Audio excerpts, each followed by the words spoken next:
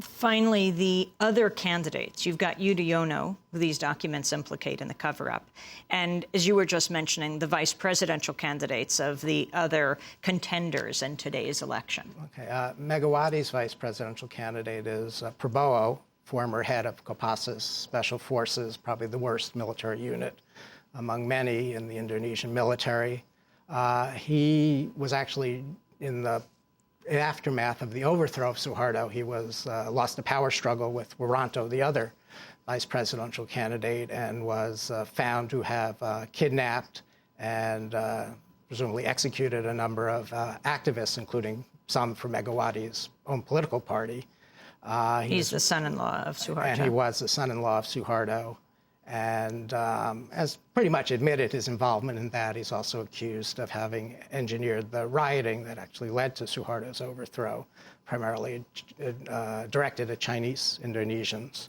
The other vice presidential candidate is General Suharto, also former general. He was the defense minister and head of the military in 1999.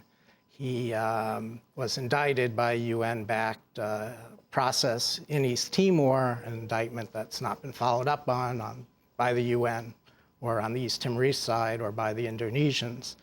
He was actually recommended for prosecution by Indonesia's own Human Rights Commission, but the few prosecutions that did take place did not include General Suharto.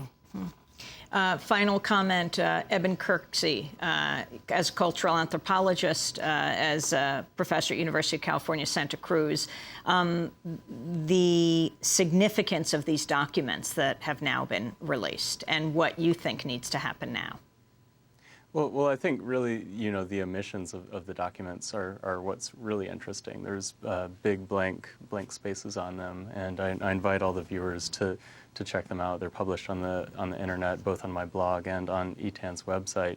If nothing else, you can sort of get the strange jargon of the State Department.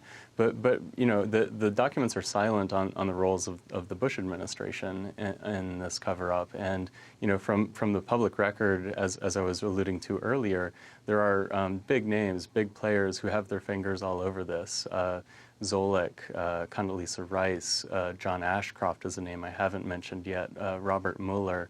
All of these very key figures in the Bush administration were involved, and I think at this moment in history, it behooves Congress to open this back up. The FBI investigation is technically still open, so I think Eric Holder's Department of Justice really needs to move on this, bring it to closure, and really go after the perpetrators. The impunity in this case, the death of these two Americans speaks to much broader problems in West Papua right now. In just the last few months, we've had 7 Papuan women, for example, kidnapped and raped. We had a 13-year-old boy last month who was shot.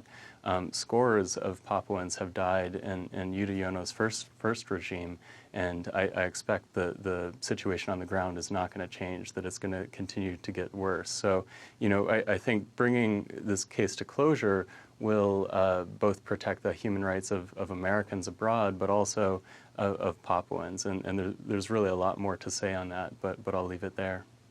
Eben Kirksey, I want to thank you for being with us from University of California, Santa Cruz, speaking to us from Link TV's studios in San Francisco. We will link to your article. Paula Macabori, thank you for joining us, Papuan activist with the Institute of Papuan Advocacy and Human Rights, and John Miller, a national coordinator of the East Timor and Indonesia Action Network, headed to East Timor in August for the 10th anniversary of the historic referendum where Timorese went to the polls and voted for their freedom from the Indonesian military. This is Democracy Now!, democracynow.org, War and Peace Report. We'll be back in a minute.